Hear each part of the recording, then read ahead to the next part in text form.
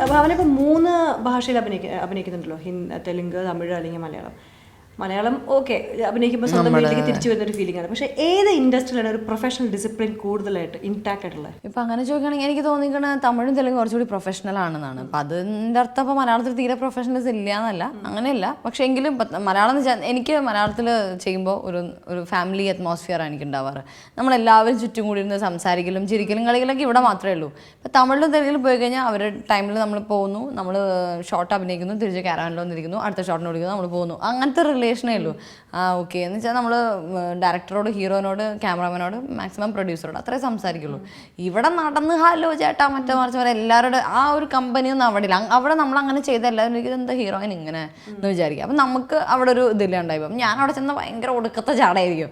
ഭയങ്കര അവിടെ ഇരുന്ന് അവിടെ പോയി ഇരുന്ന് മാറി ഇരുന്ന് ഭയങ്കര എന്നൊക്കെ പറഞ്ഞ് ഭയങ്കര, കാരണം എല്ലാവരും അവിടെ അങ്ങനെയാണ്. പക്ഷെ എങ്കിൽ പോലും ഞാൻ അവിടെ എല്ലാവരുടെ അടുത്ത് സംസാരിക്കാറുണ്ട്. എങ്കിൽ പോലും എനിക്കങ്ങനെ കുറേ ദിവസം അങ്ങനെ പിടിച്ചു നിൽക്കാൻ പറ്റൂല.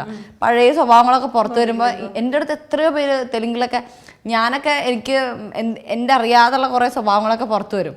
വെറുതെ നിൽക്കുമ്പോൾ ഡാൻസ് കളിക്കുക അങ്ങനെ എന്തെങ്കിലുമൊക്കെ വരും. എന്നിട്ട് എൻ്റെ അടുത്ത് പ്രൊഡ്യൂസറൊക്കെ പറയും തെലുങ്കിൽ ഇങ്ങനത്തെ ഒരു ഹീറോയിനെ നമ്മൾ ആദ്യമായിട്ടാണ്, അവരൊക്കെ വന്നിട്ട് ഇങ്ങനെ നിൽക്കുള്ളൂ റെഡി അത് ഇതെന്നൊക്കെ. പക്ഷേ എനിക്ക് അങ്ങനെയൊന്നും പറ്റൂല. അപ്പോൾ ഒരു സമയത്ത് പോകുമ്പോൾ എല്ലാവരും എന്നിട്ട് എൻ്റെ ഹീറോ ഒക്കെ ശരിക്കും പറയുമ്പോൾ നിതിൻ എൻ്റെ Telugu hero, second Telugu hero, അവൻ വന്നിട്ട് എൻ്റെ അടുത്ത് പറയും ഹായ് ലൂസ് തന്നെ വിളിക്കുക. കാരണം അവൻ പറയും ഇങ്ങനത്തെ ഒരു ഹീറോനെ ഞാൻ കണ്ടിട്ടേ ഇല്ല, എപ്പോൾ നോക്കിയാലും സംസാരിച്ചുകൊണ്ടിരിക്കണം, എപ്പോൾ നോക്കിയാലും ചിരിച്ചു, അങ്ങനെയൊക്കെ പറയാറുണ്ട്. അപ്പം എന്നെ അവരെന്തോ ഒരു അപൂർവ വസ്തു എന്നുള്ള രീതി അങ്ങനെ കാണുന്നത്. ഭാവനയ്ക്ക് ശരിക്കും എന്താ ഇഷ്ടം? കാരണം ആൾക്കാരുടെ ഒരുപാട് ഒരു പബ്ലിക് റിലേഷൻസ് കൂടുതൽ നടത്തുന്നതാണോ അതോ ഒരു സെക്യൂർഡ് ആയിട്ട് ഒരു ഇൻട്രോവേർട്ട് ഇരിക്കുന്നതാണോ ഇഷ്ടം? എനിക്ക് ചില സമയത്ത് അങ്ങനെയും ചില സമയത്ത് ഇങ്ങനെയാണ്. എൻ്റെ മൂഡ് ഇങ്ങനെ സ്വിങ് ആയിട്ടായിരിക്കും. അപ്പോൾ ഒരു ദിവസം എനിക്ക് ഭയങ്കരമായിട്ട് സംസാരിക്കാനുള്ള ഒരു മൂഡായിരിക്കും. ചിലപ്പോൾ എന്നാലും ഞാൻ സംസാരിച്ചോളൂ അവരെക്കൊണ്ട്. ഞാൻ അവിടെ അടുത്ത് പോയിട്ട് അപ്പം ഞാൻ എന്താ വെച്ചാൽ അപ്പോൾ ഈ ഒരു ഇൻ്റർവ്യൂ ചിലപ്പോൾ ഇന്നൊരു ദിവസം എടുക്കുകയാണെങ്കിൽ ചിലപ്പോൾ ഞാൻ വളരെ അങ്ങനെയാണ് അത് തെലുങ്കാണ് അങ്ങനെയൊക്കെ പറഞ്ഞിട്ടായിരിക്കും ചിലപ്പോൾ ഇരിക്കുക. പിന്നെ ചില ഇൻ്റർവ്യൂസൊക്കെ അങ്ങനെ ആവാറുണ്ട് എനിക്ക്. ഒരു ചില സമയത്ത് എനിക്ക് ഭയങ്കരമായിട്ട് സംസാരിക്കാനുള്ള മൂഡായിരിക്കും. ഞാൻ ജെമിനയാണ് ആയിരിക്കും. ഡബിൾ ഒന്നുമല്ല, എനിക്ക് മൾട്ടിപ്പിൾ മൈൻഡാണ് ശരിക്കും. അങ്ങനെ മാറിക്കൊണ്ടേയിരിക്കും.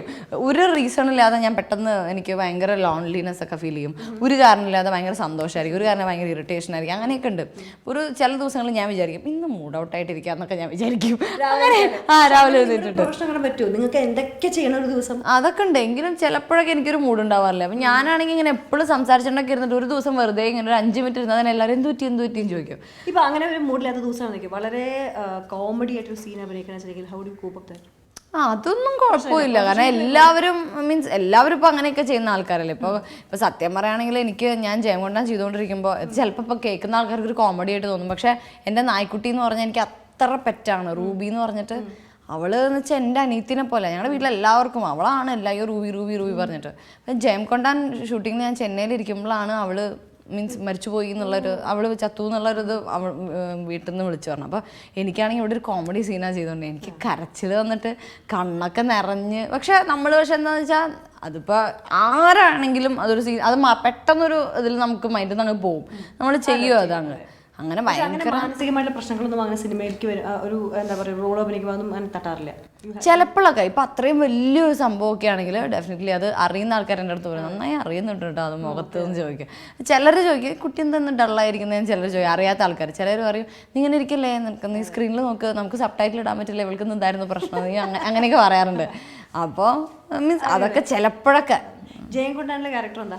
ജയംകൊണ്ടല്ല അന്നപൂർണി എന്നാണ് ക്യാരക്ടറിന്റെ പേര്. പൂർണി എന്ന് എല്ലാവരും വിളിക്കുക. ഞാൻ ഇവിടെ പോസ്റ്റർ ഉണ്ട്. പക്ഷെ അതിലൊക്കെ ഞാൻ ഇപ്പൊ നോക്കുമ്പോൾ താൻ വളരെ മെലിഞ്ഞിരിക്കുന്നുണ്ട്. ആ പോസ്റ്ററൊക്കെ നല്ല പഫി ആയിട്ടിരിക്കുന്നുണ്ട്. അതൊന്നും തടിപ്പിക്കരുത്. അല്ല ഞാൻ പെട്ടെന്ന് ഇങ്ങനെ തടി കുറയലും കൂടുതലൊക്കെ ഉള്ള ഒരാളാണ്.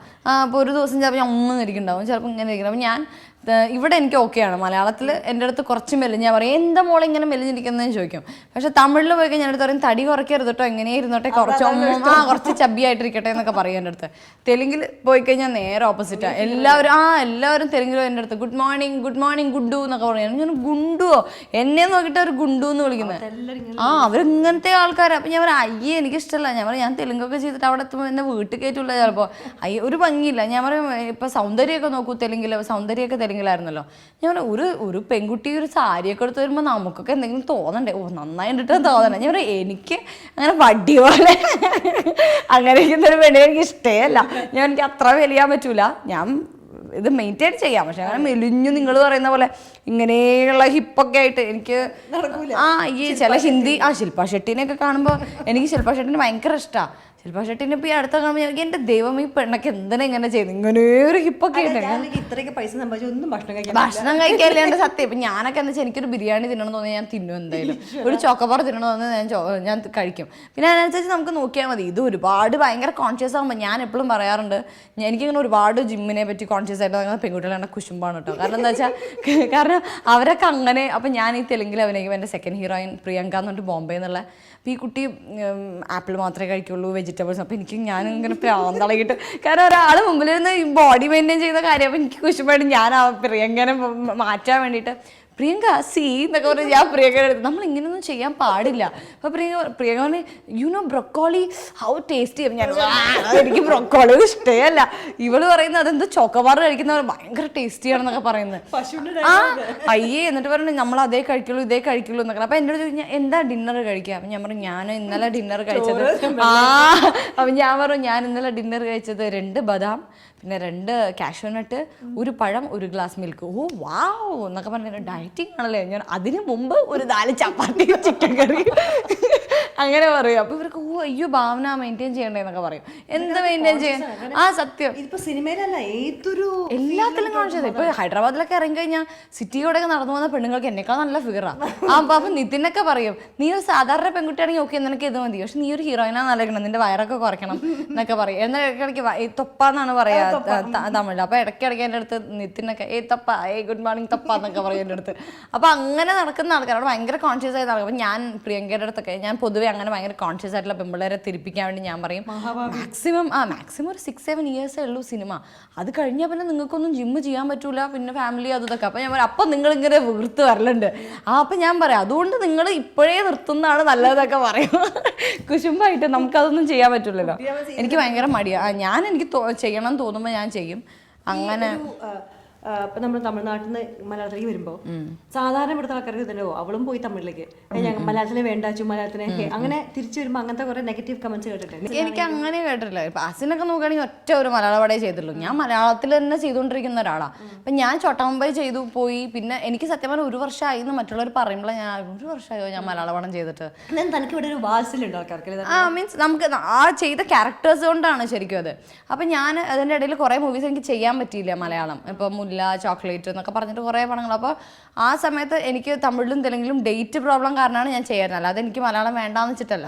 മലയാളം എനിക്ക് എപ്പോഴും വേണം. എന്നിട്ട് ഞാൻ 2020 അപ്പോൾ ലോലിപോപ്പിൻ്റെ ഡേറ്റ് പറഞ്ഞപ്പോൾ ഞാൻ അച്ഛൻ്റെ അടുത്ത് പറഞ്ഞു അച്ഛാ നമ്മൾ ഒരുപാട് ഗ്യാപ്പ് ഇട്ടു. അപ്പം ഞാൻ നോക്കുമ്പോൾ എനിക്ക് ലെറ്റേഴ്സൊക്കെ വരുന്നു. ഇപ്പം വരാമെന്ന് പറഞ്ഞ് പോയതല്ലേ മലയാളത്തിൽ നിന്ന്, പിന്നെന്താ വരാത്തതെന്നൊക്കെ പറഞ്ഞു. അപ്പോൾ എനിക്ക് തോന്നി 1 വർഷമായോ നമ്മൾ ചെയ്തത്. അപ്പോൾ ഡേറ്റ് ഒക്കെ ഒത്തു വന്നപ്പോൾ നമ്മൾ ലോലിപോപ്പ് ചെയ്തത്. അപ്പോൾ ഇവിടെ വന്നപ്പോൾ എന്ന് വെച്ചാൽ കുറേ കാലങ്ങൾക്ക് ശേഷം വന്നിട്ട് ലോലിപോപ്പിന്റെ ഒരു എന്താ പറയുക ക്രീം ഓഫ് അതെ ചിരിച്ച് എനിക്ക് സത്യം പറയുകയാണെങ്കിൽ എൻ്റെ സൗണ്ട് പോയിട്ടിരിക്കുക, ചിരിച്ചിട്ട് സൗണ്ട് പോയിട്ടിരിക്കുക ഞാൻ. അയ്യോ ഞാൻ ലോലിപോപ്പിന്റെ സെറ്റിൽ അടങ്ങി ഇരുന്നിട്ടേ ഇല്ല. ചിരിച്ചിട്ട് കുട്ടികളെ സ്കൂളിൽ നിന്ന് ഡ്രില്ലിന്റെ പീരീഡിന് വിട്ട മാതിരി അതെ സൗണ്ടൊക്കെ പോയി. ഞാൻ ഷാഫിജാന്റെ അടുത്ത് പറയായിരുന്നു ഇന്ന് രാവിലെയും കൂടി, ഷാഫിജാൻ എൻ്റെ സൗണ്ട് പോയി ഷാഫിജാട്ടാ ചിരിച്ചിട്ട് എന്ന് പറഞ്ഞിട്ട്.